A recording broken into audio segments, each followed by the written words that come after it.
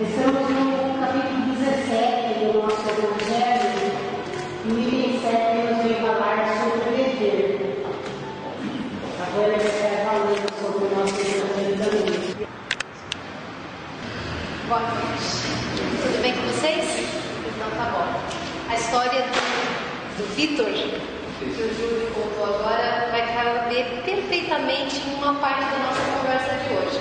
Porque o Evangelho segundo o Espiritismo, e como já foi dito no nosso Evangelho sobre o dever, ele tem uma abordagem nesse item 7 que nós estaremos falando hoje, voltada mais para um aspecto do dever que está diferindo um pouco do que o Júlio abordou agora. Mas a outra parte que eu trouxe para conversar cabe perfeitamente no que o Júlio trouxe. Então, porque são dois aspectos do dever que nós precisamos analisar. A parte do Evangelho segundo o Espiritismo, ela é muito clara. Ela fala que o dever é a responsabilidade do ser humano perante aquilo que deve ser feito. Mas é assim, primeiro de tudo, ele diz que é uma obrigação moral para consigo mesmo, e em seguida uma obrigação moral para com o próximo. Por que primeiro conosco e depois para com o próximo? Da mesma forma que quando Jesus falou que era preciso amar a Deus sobre todas as coisas, ele disse, e ao próximo como a si mesmo. Porque se nós não nos amarmos, e se nós não formos comprometidos com as nossas responsabilidades, nós jamais conseguiremos evoluir na nossa encarnação.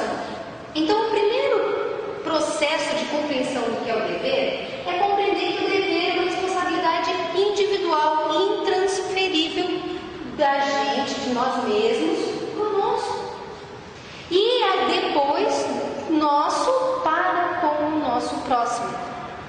Dito isso, a gente precisa entender uma coisa sobre dever que talvez seja difícil a gente pensar sem ler o bendito Evangelho segundo o Espiritismo nesse item, nesse capítulo 7 perfeito. O dever que ele quer abordar é um dever que vai muito além dessas questões de ordem material das nossas responsabilidades.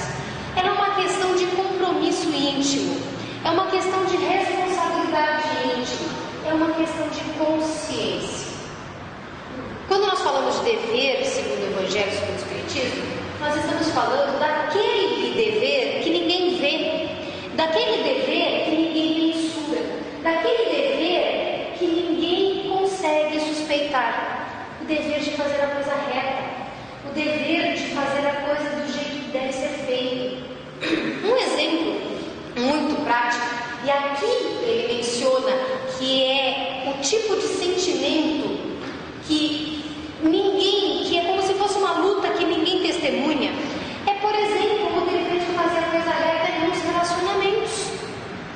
Por que nos relacionamentos? Que é o exemplo que mais acredito que cabe num primeiro momento para fazer compreender o tema. Quando as pessoas estão no relacionamento, elas gostam uma das outras em geral. Só que existem divergências, existem diferenças, existem momentos em que os tumultos da vida terrena acabam fazendo-nos pensar que não gostamos, que não amamos, que não respeitamos, que não desejamos. E aí aparece sempre uma terceira pessoa. E essa terceira pessoa parece um sonho encantado de muita gente.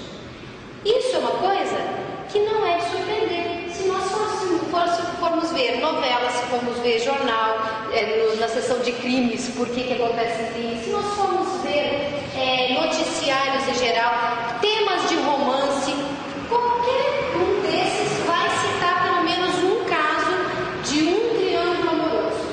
E aí, nós podemos imaginar o dever dentro desse contexto, quando a pessoa comprometida com a própria consciência, com a responsabilidade, ela, apesar de toda a sua angústia, apesar de todo o seu sofrimento, apesar de toda a sua dificuldade, ela luta por manter o seu compromisso, a sua responsabilidade perante o relacionamento assumido. Veja, que aqui não cabe para mim ficar discutindo se um relacionamento deve ou não ser mantido nessas condições de afetividade. Não amamos mais, por exemplo.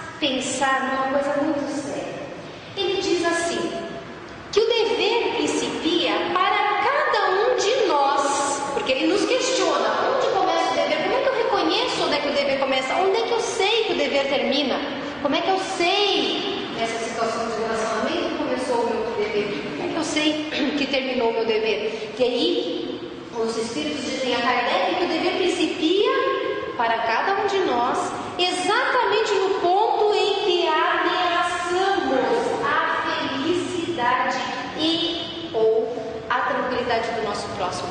Veja que maravilha se nós conseguíssemos compreender isso no nosso cotidiano, que o nosso dever começa quando este nosso comportamento que estamos decidindo tomar ou não vai ameaçar a felicidade de alguém. Se nós pensássemos que as palavras ditas, que os pensamentos emitidos, que os gestos, as atitudes tomadas ferirão uma pessoa, e nós, ao ponderarmos isso, decidíssemos não agir daquele jeito, e aí é que vem a batalha que ninguém assiste, a luta que ninguém acompanha, porque é uma luta íntima que ninguém pode mensurar o tamanho dela. E cada um de nós tem as suas batalhas íntimas e sabe que ninguém será capaz nunca de avaliar a batalha que está ou esteve ou vivenciando.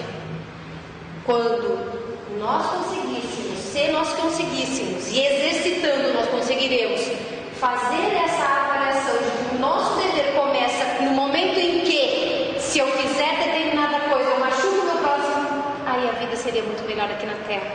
As nossas relações seriam muito melhor aqui na Terra. As nossas responsabilidades seriam mais simples, porque mutuamente nós faríamos isso, respeitaríamos a dor do próximo. E falando de dor, já vou voltar nisso. A dor é o grande X da questão em relação a nós entendermos isso. Mas antes de entrar no aspecto da dor, eu falo, e como é que termina? Ok, eu não posso assumir a responsabilidade, eu não devo assumir a responsabilidade de machucar alguém, porque eu quero a satisfação de algum prazer, ou de algum sentimento, ou alguma situação que eu entenda como necessária para mim. Eu entendo quando começa. E quando é que termina? Eu vou me acabar em relação à minha própria vida, porque eu tenho que cumprir um dever? O próprio Evangelho responde dizendo que esse dever acaba no limite que não desejemos que ninguém transponha em relação a nós. Então existem limites que são os nossos limites. O limite até do próprio sentimento, eu não suporto mais. Mas daí, pegando aquele nosso exemplinho ali do começo, que foi o mais simples que eu imaginei para falar para vocês, para fazer entender, tentar fazer entender este tema, se no relacionamento nós nos comprometemos com alguém e assumimos isso, não queremos com a nossa atitude machucar ninguém, trazer a infelicidade para dentro daquele coração, nós não queremos isso, então nós estamos assumindo um dever. Porém, existe um limite, que é o limite da nossa própria possibilidade, sem egoísmo, com a responsabilidade, com o compromisso. Aí, nesse ponto, poderia ser que entrasse, talvez, no caso, a separação. Quando você diz, não dá para mim, eu também estou me machucando, eu também estou me ferindo. Mas veja, nós não temos que ser, e é esse o grande problema do ser humano aqui na Terra, nós somos ainda muito centrados no ego, no eu, somente no eu. Porque uma coisa é nos amarmos, nos respeitarmos para poder amar e respeitar o próximo. Outra coisa é nós sermos o centro do universo. Quando nós nos colocamos na posição de avaliar as nossas ações e os nossos sentimentos em relação ao próximo, se nós ponderássemos que o outro importa, e no contexto das nossas ações importa muito, a ponto de nós precisarmos aprender a privilegiar, fazer o bem a eles, mesmo que no primeiro momento pareça que isso é em detrimento próprio, porque é somente aparente esse detrimento, uma vez que tudo que a gente faz por outro volta para nós. Então, quando a gente abre mão de alguma coisa, quando nós suportamos alguma dificuldade, quando nós agimos em prol de alguém, mesmo que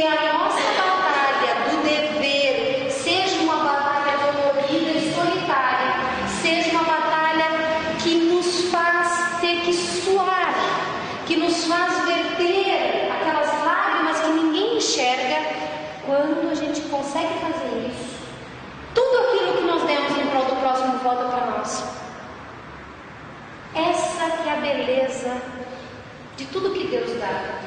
Tudo o que Ele nos deu faz da nossa existência, ao agir em conformidade com isso, com o que Ele deseja, com o que Ele mandou dizer, ensinando-nos, com a prática de todas as mensagens que muitos missionários, coroados pela presença brilhante de Jesus nesse planeta, nos ensinaram, todos eles, a respeito de comportamentos. Quando nós conseguimos agir assim, nós tornamos a nossa vida melhor.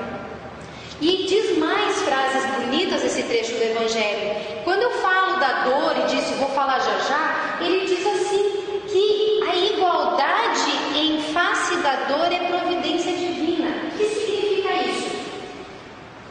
Eu tenho dor se alguém me beliscar.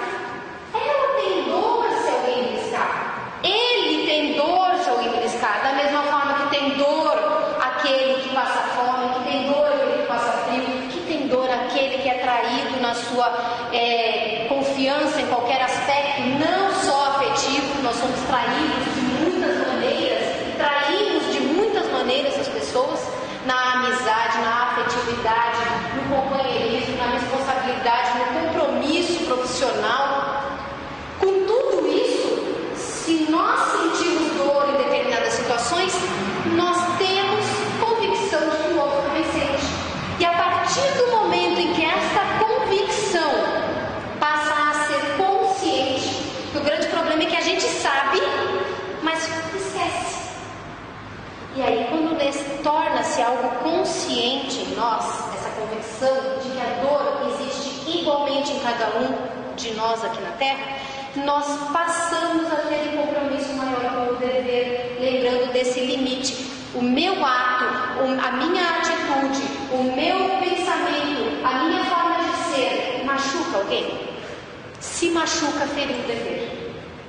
Lembrando que nós estamos na Terra, reencarnados, na escola. Nós nos matriculamos nessa escola.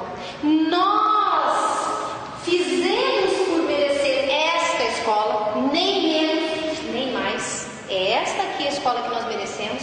E essa escola está aqui, por quê? Porque nós somos espíritos criados simples e ignorantes, que transitamos em diversas jornadas de encarnações, nos formando. E aí, nesse decorrer das nossas encarnações, nós aprendemos coisas erradas, fizemos escolhas erradas. E isso, de uma certa forma, impregnou em nós, porque nós acomodamos em fazer as coisas do jeito aparentemente fácil. Por isso que nós erramos ainda, apesar de saber o que é certo. Então, quando nós temos a consciência do dever, nós temos a consciência de que é uma luta que nós escolhemos lutar. A luta de fazer as coisas certas, a luta de tentar acertar em todas as áreas dos nossos relacionamentos, da nossa existência, a luta do esforço de vencer as imperfeições, porque o dever que o Evangelho fala é o dever moral de fazer o melhor da nossa existência. E só há um melhor quando nós nos entregamos o máximo possível em prol da busca pela virtude. Mas não uma busca desesperada, estabanada, que a gente não sabe por onde começa. Nós temos que ter metas. Nós que estamos aqui nesse ambiente, hoje, nesta encarnação, decidimos ser espíritas. Então, somos cristãos e somos espíritas. Nós temos uma forma educativa e prática de agir em relação a essa educação moral que recebemos dentro do Espiritismo, para poder fazer as coisas certas no mundo afora. Mas eu disse que eu também ia falar de um outro aspecto que estava muito parecido com o que o Júlio abordou agora há pouco, que vai um pouquinho além dessa obrigação moral da criatura, de nós, para com Deus. Para com Deus por quê? Porque quando a gente age em relação ao próximo, também estamos agindo em relação a Deus. Quando agimos certo em relação a nós mesmos, também estamos agindo em relação a Deus. Porque toda vez que a gente faz o que é certo, nós estamos fazendo algo em prol do nosso relacionamento com Deus. Mas existe a questão de ordem material. O Júlio contou a história do Vitor, o rapaz faminto que conseguiu dividir, até que conseguiu que a vida, a própria vida, lhe retribuiu. E eu conto a história de um outro homem, a história de um cara que era pintor, e ele foi contratado para pintar seu trabalho, ele percebe que o casco do barco tinha um pequeno furo. Ele vai lá, corrige o probleminha, pinta, deixa o barco perfeito, recebe o pagamento e vai embora. No dia seguinte, chega o dono do barco com o cheque para pagar o serviço. Ele diz: não, o senhor está equivocado, o senhor já me pagou. Aí ele diz: não, você que está equivocado. Eu sei que eu lhe paguei pela pintura, mas eu estou lhe pagando por ter consertado o casco do barco. Não, o senhor fica tranquilo. Eu consertei, aquilo era tão simples, tão fácil que eu nem lhe cobrei. E além do mais, o valor do seu cheque, ele é um valor muito alto. Isso daqui jamais seria, eu seria desonesto em aceitar isso como pagamento do conserto do casco. Ele disse assim: meu amigo, existem atitudes que vão além daquele simples dever obrigacional que nós assumimos. Ele tinha a obrigação de pintar. Ele foi além da obrigação de pintar e consertou o barco. Ele disse assim: depois que você terminou de pintar, o barco secou, eu tinha saído. E eu não avisei os meus filhos que o barco estava com o casco furado. E meus filhos viram o barco pronto, seco, e saíram para navegar. Quando eu cheguei em casa e soube que eles tinham saído com o barco, eu fiquei desesperado, pensando no pior. Quanta surpresa, quanta felicidade e que alívio que eu senti quando eu vi que eles chegaram sanos e salvos. E eles chegaram sanos e salvos porque você consertou um pequeno buraco. Você fez o seu dever e além do seu dever. Então eu estou lhe dando, não é o dinheiro do conserto do barco, é um agradecimento por ter salvado a vida dos meus filhos. Quantas vezes nós nos empregamos em algum lugar e nós só fazemos estritamente aquilo que nós somos pagos para fazer? Quando fazemos?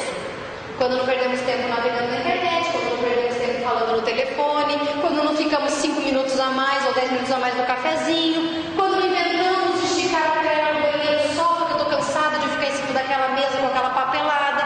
Quando a gente não consegue adulterar no nosso tempo de trabalho dedicado, fazemos pelo menos o que é nosso dever, nós atestamos que valemos exatamente o nosso salário. A pessoa que progride, a pessoa que vence no mundo material, normalmente não cumpre apenas o dever, ela vai além.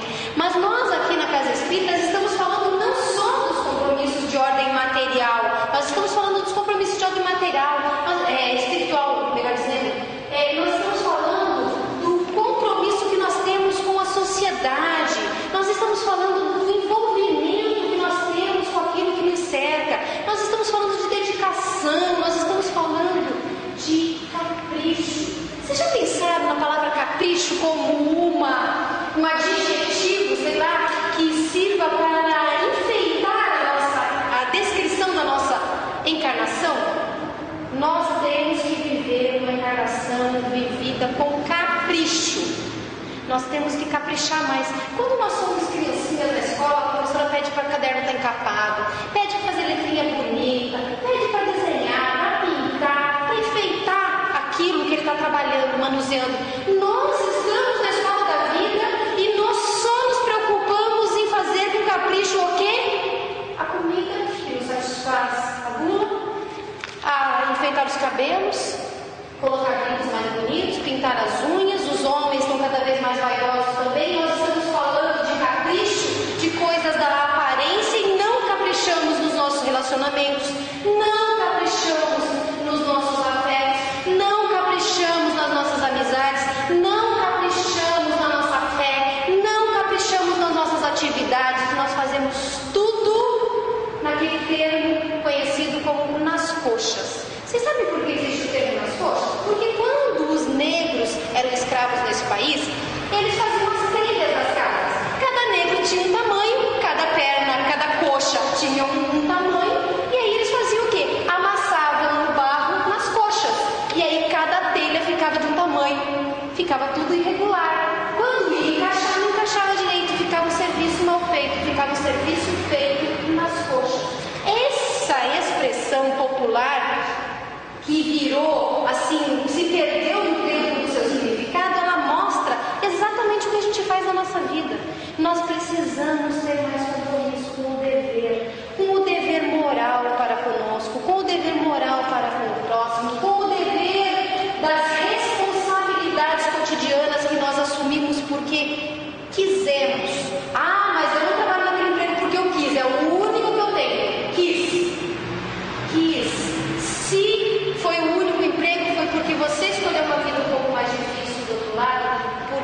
tinha que eliminar algumas imperfeições como o orgulho, a vaidade, porque tinha que aprender a se sujeitar um pouquinho no relacionamento de humildade com o próximo, porque tinha que entender que não poderia sobrar demais porque você desperdiça, então tem que ser restrito, tem que ser exíguo, tem que ser pouco, porque senão a gente joga fora. Quantas pessoas não têm a saúde em extinção e é o único momento quando estão doentes que elas conseguem ser humildes, conseguem ser calmas, conseguem ser pacientes, conseguem ser generosas, conseguem ser sorridentes, conseguem ser delicadas. Quando volta qualquer sinal de saúde, já sai gritando, já sai batendo, já sai xingando, já sai reclamando, já sai brilhando. A própria vida nos testa. E esse teste, fomos nós que pedimos. A gente quis entrar na escola, quis receber as lições e disse, em algum momento desse nosso percurso escolar vamos ser testados.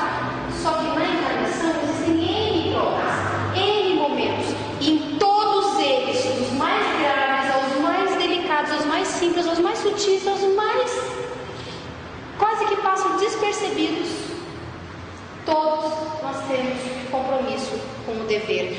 Tanto o dever de ordem moral, aquele cujas batalhas são pessoais, do compromisso com a verdade, com a honestidade, com todos os sentimentos bons que nós temos que ter em relação à vida, a Deus, ao próximo e a nós mesmos, quanto o compromisso de ir além do restrito dever de ordem material. Porque se nós não queremos ser iguais a todo mundo, entre aspas, igual, nós temos que fazer diferente.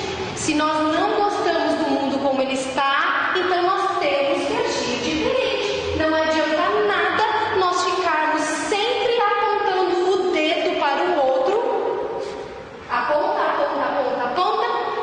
achando que o outro é que tem que fazer diferente. Detalhe, Deus em tudo dá lições. Quando a gente aponta o dedo, eu aponto um para o outro e 3 para mim.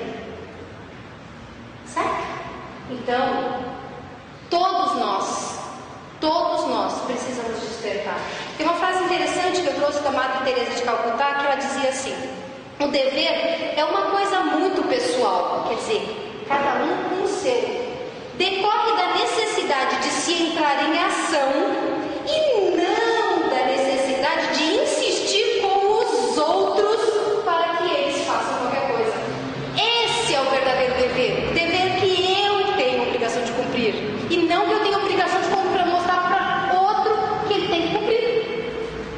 Madre Teresa sabia falar isso de cadeira, porque ela não esperou ninguém fazer, ela foi lá e fez. O quanto ela teve força, o quanto ela teve capacidade, o quanto ela teve saúde. E uma frase que eu também achei interessante é do Alexandre Dumas Filho, que disse que dever é aquilo que exigimos dos outros. Vejam duas frases totalmente diferentes. Uma diz, assuma. A outra diz, olha como é que o ser humano é. Você só exige dever do outro, você esquece de ter a sua cota de dever. Afinal, o que nós estamos fazendo aqui? Cumprindo os nossos deveres ou jogando para os outros? Essa é a reflexão que nós precisamos fazer. Todos nós temos as nossas lutas, todos temos as nossas batalhas, tanto de ordem moral quanto de ordem material. Nós, quando estamos com as nossas batalhas mal batalhadas, mal lutadas, feitas de modo errado, não dormimos em paz. A consciência não deixa. A consciência é aquele apontar de dedo que a gente faz para os outros, a consciência faz conosco o tempo todo. Ei, peraí, você está descansando mesmo? Você tem certeza que você tem tranquilidade moral para descansar? Então, quando a gente não está dormindo direito, eu não estou falando do descanso só do corpo físico, mas do descanso mental, quando a gente não está tranquilo, quando nós não estamos felizes com aquilo que nós estamos experimentando, vivenciando, é porque o nosso dever está mal cumprido. Então nós precisamos correr atrás do prejuízo, começar a consertar o que dá para ser consertado e daqui para diante fazer todas as nossas ações com capricho, com muito mais capricho.